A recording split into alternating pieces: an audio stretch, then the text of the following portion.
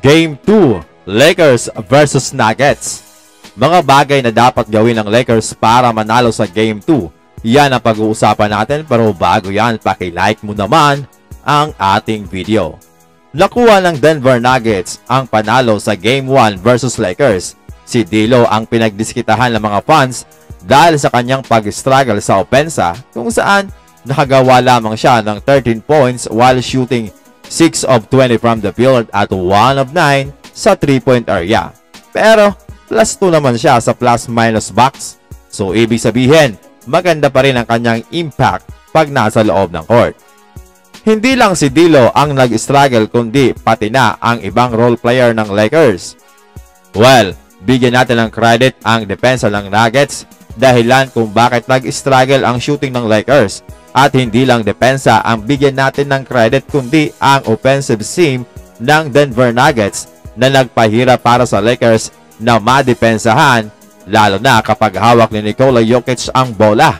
Nawawala agad sa ayos ang depensa ng Lakers.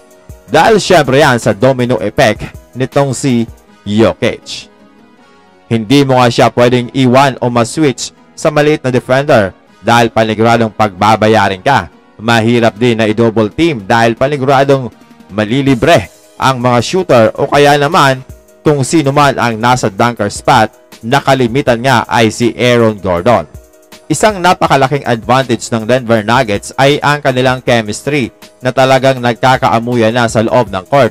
Marunong din mag-adjust ang kanilang coach. Ayon kay AD at LeBron, ang nagiging malaking problema nila ay ang size ng Denver Nuggets, lalo na ang frontcourt nito. Sa nakaraang off-season ay pinaghandaan ng Lakers ang Denver Nuggets at ayon pa nga kay Rob Pelinka, minodel nila ang roster nila ngayon sa roster noong 2020 ng Los Angeles Lakers kung saan napakalaki ng kanilang frontcourt. Andiyan si JaVale McGee at itong si Dwight Howard. Subalit kahit alam nila na malaki talaga ang size ng Denver Nuggets ay nag-stick pa rin si Darvin Ham sa kanyang small ball lineup. While malaking bagay din talaga dyan ang pagkaka-injured nitong si Jared Vanderbilt at Christian Wood na ayon sa report posibleng maglaro sa Game 3. Kaso dahil February pa siya hindi nakapaglaro, mahihirapan din siya na ma-integrate sa lineup at magkaroon ng magandang chemistry. Nagparinig pa si LeBron James na never pa siyang nakapaglaro sa isang championship team na hindi pinapansin ang mga detalye ng laro. Walang ifs or buts, kailangan daw talagang pagtuunan ito ng pansin. Di ko alam kay LeBron kung ang kanyang ka-teammate dito ang kanyang sinasabihan or ang coaching staff. So dapat talagang bigyan pansin ang bawat detalye ng laro, lalo na yung defensive coverages, ikot ng bola ng kalaban or kung ano ang sinusubukan nilang gawin. Para manalo ang Lakers sa Game 2, nagaganapin pa rin sa home court ng Denver Nuggets bukas April 23, alas 10 ng umaga. Ay gaya ng sinasabi ko na kailangan mag-step up ni D'Lo. Mangyayari lamang yon kung bibigyan siya ng tamang play ni Coach Darvin Ham para maging libre dahil siguradong aasawahin nga siya ng defender.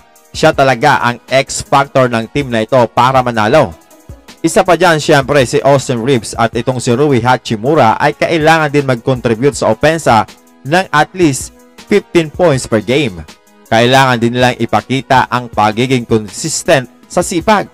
Sipagan nilang magdepensa at kahit na lamang sila ay huwag luluwagan ang depensa. Hindi man nila matapalan, at least madistract nila ang titira. While alam naman natin na hindi talaga good defender itong si D'Angelo Russell at Austin Reeves, kaya dapat si Coach Darvin Ham ang mag-a-adjust kung paano niya ito maitatago. Dapat maglaro ng desperado ang Lakers. Itrato nila na ang bawat laro ay parang do or die. Ito yung magbibigay sa kanilang ng extra motivation para lalong sipagan. Dapat din ayusin ni Coach Darvin Ham ang playing time ni AD at LeBron para hindi naman silang dalawa mabugbog at may ibubuga pa rin pagdating sa fourth quarter. Marami naman silang player na pwedeng gamitin pang depensa. Andyan itong si Cam Reddish at si Max Christie. At syempre, hindi papahuli si Gabe Vincent na may playoff experience at maging si Spencer Dinwiddie, mga amigo. Hanggat maaari ay huwag silang masyadong mag-stick kay D'Lo at Austin Reeves na pagsamahin, lalo na kung nag-struggle sa opensa dahil paniguradong sila ang magiging target ng opensa ng kalaban. Panghuli, alagaan nila ng maayos ang bola. Huwag maging careless na nagre-resulta sa turnover. Sabi nga ni LeBron, bawal magkamali lalo na pagkalaban mo ay Denver Nuggets. Pag mag-step up ang mga gwardiya ng Lakers, walang duda na malaki ang kanilang chance na manalo. So ang keyword dyan, mga amigo, sipagan nila sa depensa at maglaro ng may puso, bawal ang may daga.